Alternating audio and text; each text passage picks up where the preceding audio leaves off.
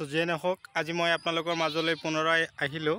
আজি মই আলোচনা কৰিবলৈ গৈ আছোঁ কুন্দুলি খেতিৰ বিষয়ে। কুন্দুলিত আটাইতকৈ ভাল এক প্ৰজাতিৰ ক'বলৈ গ'লে চব্জি, যাক আমি কেঁচাই খাওঁ অথচ আমি ৰান্ধিও খাওঁ। তো কুন্দুলি যদি আপোনালোকে খাই ভাল পায় তেনেহ'লে আপোনালোকে অৱশ্যই মোৰ ভিডিঅ'খন আৰম্ভণিৰ পৰা শেষলৈকে চাব। কুন্দুলিৰ গুণাগুণ চালে আপোনালোকেও অবাক হৈ যাব। কুন্দুলিৰ খেতি পাৰিলে আপোনালোকে প্ৰতিজন কৃষক বন্ধুসকলে অন্ততঃ খেতি নকৰিলেও আপোনালোকৰ ঘৰতে হ'লেও লগাই থ'ব কুন্দুলিৰ গছ দুটা এটাকৈ।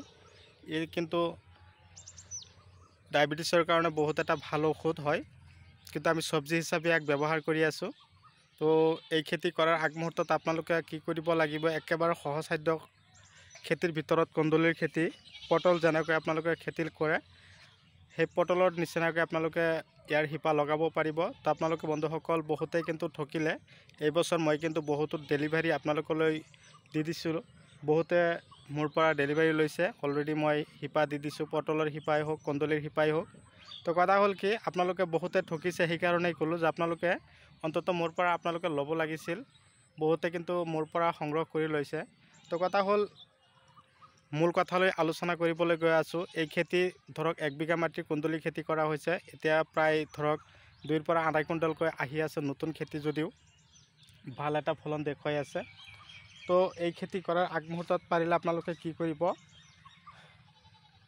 একদম যিবিলাক মাটিত খেতি বাতি বেছি ভাল নহয় সেনেকুৱা মাটিটো যদি আপোনালোকে লগাই থয়, সেই কুন্দুলি কিন্তু ভাল এটা প্ৰডাকশ্যন দেখুৱাব। এই সন্মুখত ধৰক আমাৰ বৰ্ষাকাল আহি আছে, শীতকালীন শস্যৰ ভিতৰতো গৈ পৰিব। তাৰমানে এই বৰ্ষাকালৰ পৰা শীতকাললৈকে আপোনালোকে বিক্ৰী কৰিব পাৰিব এই কুন্দুলি। এই খেতি কৰাৰ আগমুহূৰ্তত আপোনালোকে কি কৰিব, মিনিমাম 2 গাড়ী গোবৰ বিঘাই প্ৰতি আপোনালোকে সিঁচিব। সিঁচাৰ পিছত আপোনালোকে কি কৰিব, লগাব লাগিব। এটা গছৰ পৰা আৰু এটা গছত ডিষ্টেঞ্চ ৰাখিব আপোনালোকে 4 ফুট, আৰু শাৰীৰ পৰা শাৰীৰ দূৰত্বৰ ডিষ্টেঞ্চ 4 ফুটকৈ ৰাখি আপোনালোকে লগাব শিপা। লতিবিলাকো লগাব পাৰিব, শিপাও লগাব পাৰিব। যেতিয়া বৰষুণ হ'ব তেতিয়া এই কুন্দুলি গছবিলাকৰ চমক আপোনালোকে নিশ্চয় চাব পাৰিব। তো কথা হ'ল কি, আপোনালোকে মই দিয়া পৰামৰ্শ মতে যদি আপোনালোকে কৰিব পাৰে তো আপোনালোকৰ 100% ছাকচেছ হ'ব পাৰিব বুলি মই আশা কৰোঁ। তো কথা হ'ল বন্ধুসকল, এই খেতিত কি কি ঔষধ লাগিব আৰু কি কি সাৰ দানাত দি দিব লাগিব, তাৰ আগতে আপোনালোকে মোৰ চেনেলখন যদি ছাবস্ক্ৰাইব কৰিবলৈ এতিয়াও বাকী আছে তেনেহ'লে মোৰ চেনেলখন ছাবস্ক্ৰাইব কৰি ল'ব, আৰু কাষত থকা বেল আইকনখন আপোনালোকে বজাই দিব, যাতে এনেকুৱা ধৰণৰ নতুন নতুন ভিডিঅ' নটিফিকেশ্যন আপোনালোকে পাই থাকে। তো কথা হ'ল, আপোনালোকে এই খেতি কৰাৰ 1 পৰা 1.5 মাহ পিছৰ পৰাই যতন ল'ব লাগিব। গছবিলাক যেতিয়া আগ এৰিব তেতিয়া আপোনালোকে চেকনি লগাই দিব লাগিব, গছখিনি যাতে চাং গৈ পায়গৈ। যেতিয়া চাং পাবগৈ তেতিয়া আপোনালোকে ইয়াক ঔষধ হিচাপে ৰেঞ্জাৰটো ব্যৱহাৰ কৰিব। ৰেঞ্জাৰ ঔষধটো পটল খেতিৰ কাৰণেও বহুত ভাল। এনেকুৱা কুন্দুলি পটলত কিন্তু চিটকা পোকে বেছিকৈ আক্ৰমণ কৰা দেখা পোৱা যায়, আৰু উৰণীয়া পোকৰ কাৰণে বিশেষকৈ ইকা আছে, তাৰপিছত উলালা আছে, এইবিলাক ঔষধ আপোনালোকে ব্যৱহাৰ কৰিব। আৰু এটা কথা হ'ল কি, মাজে মাজে আপোনালোকে 14-28 যিটো DAP আছে সেইটো আপোনালোকে গছত সিঁচিব। খেতিত গছত তাৰমানে খাদ্য হিচাপে ইয়াক দিব।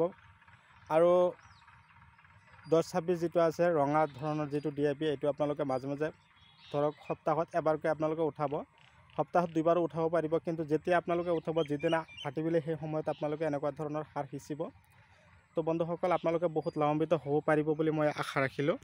তো কথা হ'ল, মোৰ ভিডিঅ' আপোনালোকে ক'ৰ পৰা চাই আছে আপোনালোকক মই অশেষ ধন্যবাদ জনাইছোঁ, আৰু মোৰ যিসকল ভিউৱাৰ্ছ আছে ছাবস্ক্ৰাইব হৈ থকা, এখেতক মই অশেষ ধন্যবাদ জ্ঞাপন কৰিছোঁ, যাতে এনেকুৱা ধৰণৰ ভিডিঅ' আপোনালোকে চাই আপোনালোকেও যাতে এনেকুৱা ধৰণৰ খেতি বাতি ফালে মনোযোগী হ'ব পাৰে, বা খেতি বাতিৰ ওপৰত ভাল এটা মনোযোগ হৈ আপোনালোকে টকা উপাৰ্জন কৰিব পাৰে, সেই আশা লৈ আজি মই আপোনালোকৰ মাজৰ পৰা বিদায় লৈছোঁ। পৰৱৰ্তী ভিডিঅ'ত মই আপোনালোকক পুনৰাই লগ পাম, সেই আশাৰে ধন্যবাদ।